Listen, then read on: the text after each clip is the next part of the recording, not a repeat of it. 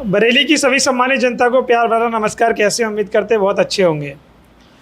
अभी हम जनपद बरेली में मौजूद हैं और हमारे साथ भारतीय जनता पार्टी के नेता और समाज सेवी ईशान ईसू जी मौजूद हैं। आज बातचीत करेंगे 2027 के बारे में, बातचीत करेंगे समाज सेवी की जो समाज सेवा के बारे में, और बातचीत करेंगे 2027 की बरेली की राजनीति के बारे में। सबसे पहले तो सर बहुत बहुत स्वागत है आपका। धन्यवाद। माइक पास करके आवाज़। धन्यवाद जी। सर 2027 का चुनाव करीब है जी। और आप यहाँ के समाज सेवी के तौर पे जाने जाते हैं। आपने समाज सेवा के नाम पे बहुत अच्छा नाम किया है जी। और राजनीति की बात करी जाए तो क्या है बरेली की राजनीति? बरेली की राजनीति पूरी भाजपा की राजनीति है। यहाँ चारों तरफ भाजपा का ही गढ़ है। भाजपा के यहाँ राज्यपाल हैं, जिला पंचायत अध्यक्ष हैं, मेयर हैं, सब तमाम महत्वपूर्ण पदों पे भाजपा का ही वर्चस्व रहा है और रहेगा आगे भी। जी। और बातचीत करी जाए वैसी राजनीति के बारे में, चर्चा करें समाज सेवा वाली। आप समाज सेवा लगातार करते हैं जी। ऐसा क्या आया कि आपने समाज सेवा चुनी है? समाज सेवा इसलिए चुनी क्योंकि इस बरेली ने मुझे नाम दिया, पहचान दी। मैं एक सॉफ्टवेयर इंजीनियर था, आपको बताना चाहता हूँ। फिर मैंने यहाँ स्टार्टअप लगाया 2014 में। उसके बाद से बरेली की जनता का मुझे लगातार प्यार मिला, जो आज मेरे उद्यमी के रूप में, व्यापारी के रूप में मेरी पहचान होती है। यहाँ मेरे 3-4 स्टार्टअप लगाए थे। आज बरेली की जनता के सहयोग से सभी मेरे बिजनेस अच्छे चल रहे हैं। तो जब बरेली ने मुझे इतनी पहचान और नाम और प्यार दिया तो मेरे मन में आया कि मैं इस बरेली के लिए, जो दुखी हैं, पीड़ित हैं वास्तव में, जिनका कोई नहीं है, तो मैं उनके लिए कुछ कर सकूं। इसी उद्देश्य से मैं लोगों की सेवा करता हूं। ऐसी भी सुनने में चीज़ें आ रही हैं कि आप भी चुनाव की तैयारी कर रहे हैं, शायद कैंट या सदर से। नहीं, मेरा कोई चुनाव का विचार नहीं है।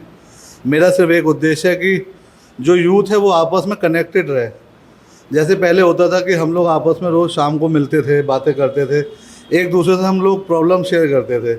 आज वो आप देखिएगा हर जगह पे गैप है, हर चौराहा खाली है, हर दुकान खाली है, यूथ आपस में मिल ही नहीं रहा है।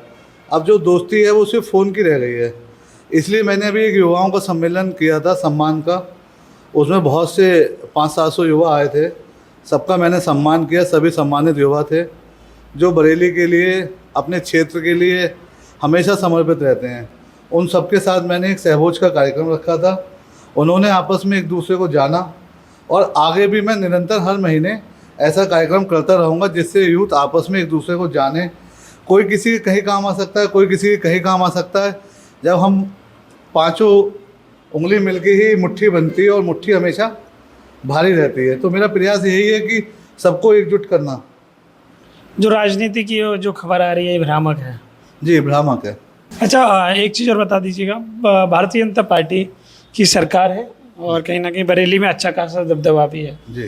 पर 24 के चुनाव में कहीं ना कहीं सपा ने वापसी की है। इसको किस नज़रिए से देखते हैं? भारतीय जनता पार्टी योगी जी के जो कार्यकाल है वो एक ऐसा कार्यकाल है, इसमें गुंडे माफिया, मतलब एक आम आदमी इज्जत से अपने घर चैन से सो रहा है, अपना व्यापार कर रहा है, अपने जॉब पे जा रहा है। उसके घर में कोई ना डकैती हो रही है, ना छिनैती हो रही है, और वह सुकून से अपने घर में रह रहा है। तो ये शांतिपूर्वक सरकार चल रही है, सबका साथ सबका विकास। और योगी जी से बहुत युवा प्रभावित है और देश की जनता भी पूरी उनसे प्रभावित है। क्या किया जाए 2027 में?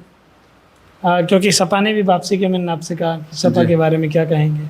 वो पीढ़ी चला रहे हैं, आप बोल रहे हैं हमारा अमृतकाल चल रहा है जी।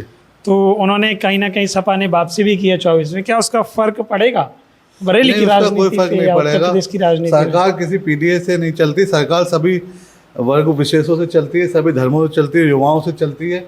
अगर अखिलेश जी को वास्तव में वापसी करनी थी तो वो सर्व समाज की बात करते। पीडीए भी हमारा समाज है, सर्व समाज भी हमारा समाज है, और जो उत्तर प्रदेश का विकास करेगा वो सर्व समाज को लेकर जो चलेगा वही व्यक्ति कर सकता है। ना कि आप कुछ जाति विशेष का उदाहरण देके उनका शोषण करें और उन्हें सिर्फ वोट बैंक के लिए इस्तेमाल करें। आप खुद बताइए कि सवर्ण समाज इस देश का, उत्तर प्रदेश का समाज नहीं है तो, या उसके बच्चों को अधिकार नहीं है? तो अखिलेश जी को सर्व समाज की बात करनी चाहिए थी इस मामले में। वो कह रहे हैं कि सभी का सम्मान है। जी। सभी का सम्मान है, जिनको हक नहीं मिला, जिनको अधिकार नहीं मिले हैं, जो गरीब है। नहीं, अच्छी बात है, अच्छी बात है। वो अपना एजेंडा लोगों को बता रहे हैं, अब लोगों के हाथ में वो उसे कितना स्वीकार करती है उसका क्या नहीं। फर्क पड़ेगा 27 में? देखिए, मुझे तो लगता नहीं कि उसका कहीं दूर दूर तक फर्क पड़ेगा। पर 24 में तो पड़ गया।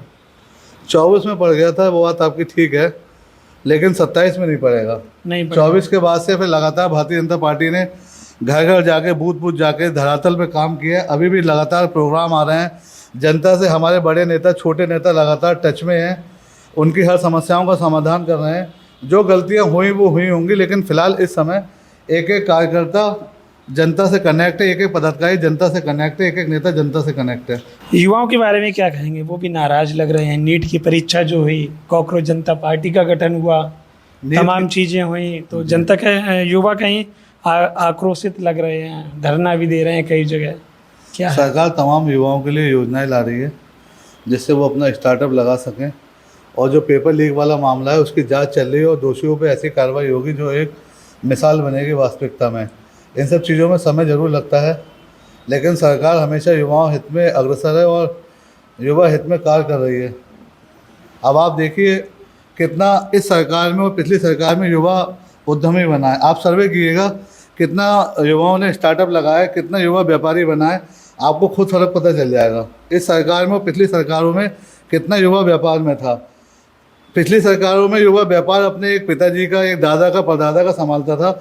आप जब से माननीय नरेंद्र मोदी जी की सरकार आई है, एक सर्वे अपने चैनल के माध्यम से किएगा, कितना नया युवा व्यापारी इस देश में बना है, कितनी नई स्टार्टअप कंपनियां आ गई हैं, कितनी नई ऑनलाइन कंपनियां चल रही हैं। आप मुझे बताइए, अगर ऐसा नहीं है तो कहीं ना कहीं जो युवा नाराज़गी है वो कैसे दूर युवाओं होगी? की नाराज़गी ज़रूर दूर होगी, और उनके भविष्य के लिए मैं आशा और निवेदन भी करता हूं सरकार से, कोई बहुत अच्छा विकल्प लाएं जिससे उन्हें एक सुनहरे भविष्य का मौका मिले। और क्या कहना चाहेंगे बरेली की राजनीति के बारे में, युवाओं के बारे में, लोगों की समस्याओं के बारे में? क्योंकि आप एक समाज सेवी हैं जी। आपको जो पता है, आपको जो चीज़ें पता हैं, वो राजनेता भी नहीं बताएगा। क्योंकि समाज सेवी से लोग राजनेताओं से भी लोग बोलते हैं, समस्याएं बताते हैं, पर वो कहीं ना कहीं मीडिया के सामने नहीं बताते राजनेता लोग। आपको जो समस्याएं जनता बताती है वो बताइएगा बरेली की। समस्या तो है, देखिए आजकल जैसे मुझे कोई बताता है किसी को चिकित्सा की बहुत समस्या है, तो अभी मुझे परसों एक युवा का फ़ोन आया, एक व्यक्ति का नकली पैर लगना था, तो मैंने उसका इलाज करवाया, उसका नंबर भी सार्वजनिक किया कि जो और मदद हो सकती है लोग उसकी करें। युवाओं से मैं इतना ही कहूँगा कि अपने आसपास के क्षेत्र में जहाँ वो रहते हैं, सबकी नहीं, एक दो की मदद करते रहें, और मदद करता है जब इंसान है तो उसका ऊपर वाला साथ देता है, और ऊपर वाला जब साथ देता है तो कामयाबी अपने आप मिलती है। यही चीज़ है कि परेशानी केवल यही है। परेशानियाँ तो किस चीज़ की? युवाओं की, यहाँ की जनता की, चिकित्सा की आपने बता दी है। हाँ, जैसे जो समस्याएं आती हैं जो हमारे स्तर पे होती हैं, देखिए मैं कोई बहुत बड़ा लीडर तो नहीं हूँ, लेकिन मैं अपने स्तर से अपनी क्षमता अनुसार जो भी समस्याएं आती हैं मैं उसे ज़रूर दूर करता हूँ।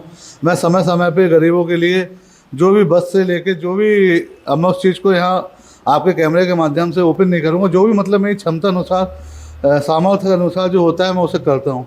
अगर ऐसा किया जाए कि भारतीय जनता पार्टी आपको भी अगर मौका देती है किसी भी विधानसभा सीट से, क्या उतर जाएंगे मैदान में फिर? नहीं, अगर पार्टी मौका देगी तो ज़रूर उतरेंगे। जरूर। जी।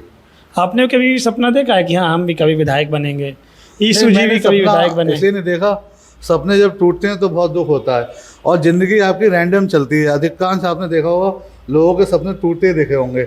मैं सोचता हूँ कि जीवन एक चैलेंजर है, आपको कब किस चीज़ के लिए तैयार रहना पड़े, अचानक से ही भूमिका बनती है किसी भी चीज़ की।